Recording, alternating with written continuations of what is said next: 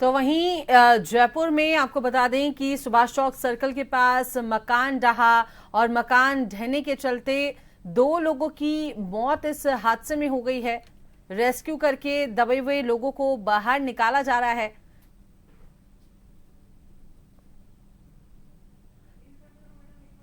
Rescue जारी है। दबे हुए मलबे में जो लोग हैं, जो दबे हुए हैं, उनको लगातार बाहर निकालने की कोशिश की जा रही है। और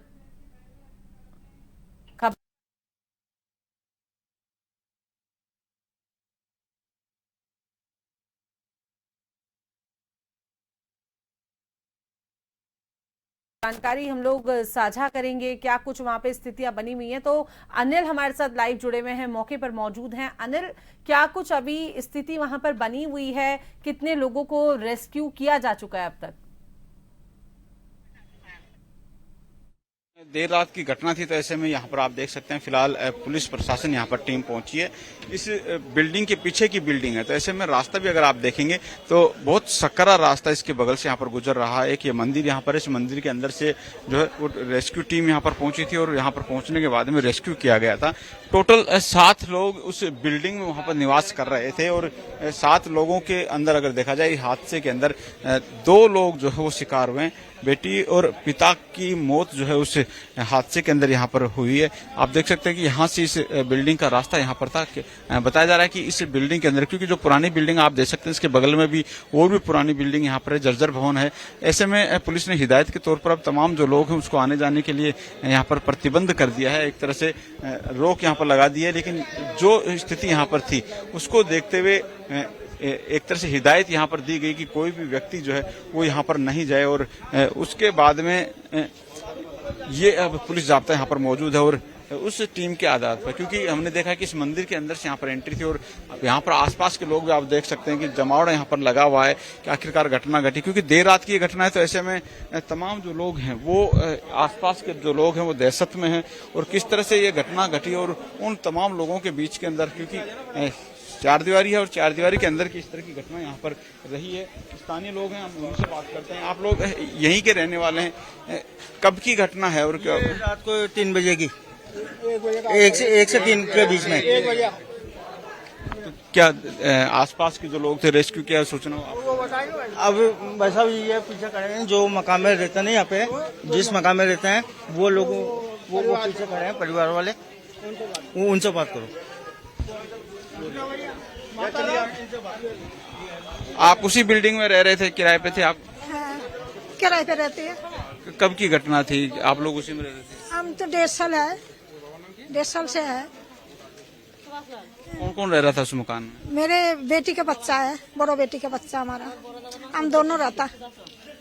बहू भी था, नाती बहू भी था, गांव गए, बच्चा हुआ, माँ बाप भी गांव है, मेरे बेटी जमाई गांव है, हम दोनों रहता। आप लोग भी इन्हीं के साथ में? हाँ, उसमें रहता है, वो बिल्डिंग में रहता है। रात 12:30 बजे से बारिश से बिल्डिंग गुजर गया। सामने से गेट से धक्का दे रहा हूँ, वहां से तो खुला ही नहीं है, नीचे से तो गिर गया। बाहर से आके देख ऊपर से देख रहा हूँ जो बिल्डिंग तो गिर गया। बाहर से आया जो बोला जो इधर है हम लोग। बिल्डिंग पुरानी है तो ये काफी, आप लोगों को इसमें लगता नहीं दहशत है? आपको सेफ जगह पर रहना चाहिए ऐसी बिल्डिंगों के अंदर। सर 2 साल से मैं वही बिल्डिंग में रहता, 2 साल से मैं रहता, कुछ भी तो नहीं हुआ। कल से तो ज्यादा बारिश से ऐसे तो बिल्डिंग से तो गुजर गया। बिल्कुल, ये लोग इस मकान में यहाँ पर रहते थे। क्या रहा, कब की ये हादसा थी और आसपास आप यहाँ रहते हो और भी जर्जर भवन? हम इसी क्षेत्र के हैं सर, हम काफी टाइम से हैं और ये बात है 12:15 साढ़े 12 बजे के आसपास की बात है। क्या होता है, कई बार मकान हमेशा बिक जाते हैं, तो बिकने के चक्कर में, लोगों को खरीदने के चक्कर में कई किराएदार रख लेते हैं और उस चीज का फायदा भी उठाते हैं किराएदारों से, और किराएदार इतने दबा के रखते हैं मतलब संख्या से ज्यादा, और मकान भी रिपेयर नहीं कराते हैं। आसपास के कई मकान जो क्षेत्र हैं मतलब काफी जर्जर स्थिति में है। हम तो ये कहेंगे सरकार से कृपया करके सही कराया जाए और इनको कुछ मुआवजा दिया जाए। नहीं, मुआवजे की ठीक बात है, लेकिन आसपास की जो भवन है आप देखेंगे उसके बगल में पुरानी बिल्डिंग है, आसपास में और बिल्डिंग है, कुछ लोग रिपेयर कराते हैं लेकिन अधिकतर लोग रिपेयर नहीं करवाते। ऐसे में आम लोग क्या करें? आप लोग यहाँ पर जो रह रहे हैं, आप लोगों को तो हमेशा दहशत बनी रहती होगी कि अगर बगल वाला मकान गिर गया तो आप लोगों को नुकसान होगा। हम तो यही चाहेंगे जिसका मकान है सब अपना अपना मकान बहुत अच्छे से तरीके से करवाएं, क्योंकि इस साल तो जो बारिश के हालात हैं उस हिसाब से देखते हुए तो कई मकानों की गिरने की स्थिति हो चुकी है और मकान गिरने की संभावना। यहाँ सारे मकान पुराने हैं और बहुत ही जर्जर अवस्था में हैं, और इतनी जर्जर अवस्था के अंदर हैं कि मकानों के अंदर सीलन है, पपड़ियां पूरी बाहर आ चुकी है, और इनके ऊपर आसानी से कार्य करवाना भी मुमकिन नहीं है, क्योंकि इनकी अब ये नींव ही कमजोर हो चुकी है, तो इनके ढहने का खतरा बना रहता है। और जिस तरीके की आप देख रहे हो जयपुर के अंदर बारिश हो रही है, तो इनके लिए वो बहुत ज्यादा खतरा है। लाइट्स के आप पोल देख सकते हो, इनके वायर ऑलरेडी कई बार ऐसा होता है जो बिल्कुल टूट जाते हैं, और बिल्कुल पानी भरा रहता है, तो कई बार आप सुनते हो जो ये बिजली वगैरह का वो भी इधर हो। आज आप देख रहे हो कितने लोगों का हताहत हुआ है। तो सरकार से यही अपील है कि ज्यादा से ज्यादा इन मकानों की एक बार देखभाल करें और देखें इनको एक बार।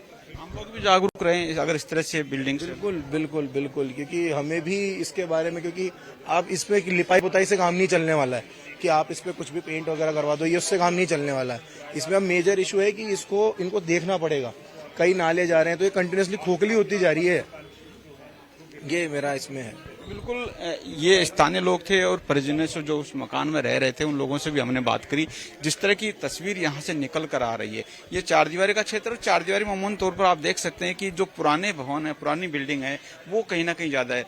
और जी चारदीवारी में ज्यादा पुराने मकान है, रिपेयरिंग नहीं है तो दहशत ज्यादा रहती है। और अब तो बारिश का दौर है, क्योंकि लगातार जिस तरह से बारिश, पिछली बार भी हमने देखा था बारिश के दिनों में इस तरह की घटना घटी थी।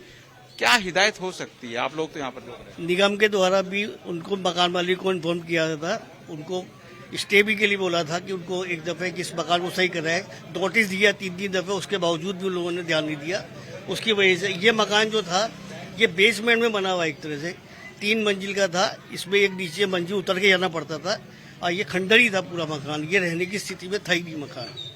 ये लोग खंडर में रहते, किराए पे दिए हुए लोग। किराए पे, ये बंगाली फैमिली है, ये सस्ते के चक्कर में बेचारे रह रहे थे। बहुत गरीब तबके के लोग हैं ये बंगाली, उनकी बिल्कुल रेंट पे दिया हुआ था और कम किराया था, इस वजह से ये कह रहे हैं कि बाहर के जो लोग थे, बंगाली लोग थे, तो ऐसे में ये लोग जो थे कम किराए की वजह से यहाँ पर रहना उचित यहाँ पर समझा। खतरा जरूर था, इन लोगों को पता था, लेकिन बारिश ज्यादा होने की वजह से ये जो इस तरह की इमारतें वो कहीं ना कहीं यहाँ पर खतरे में रही।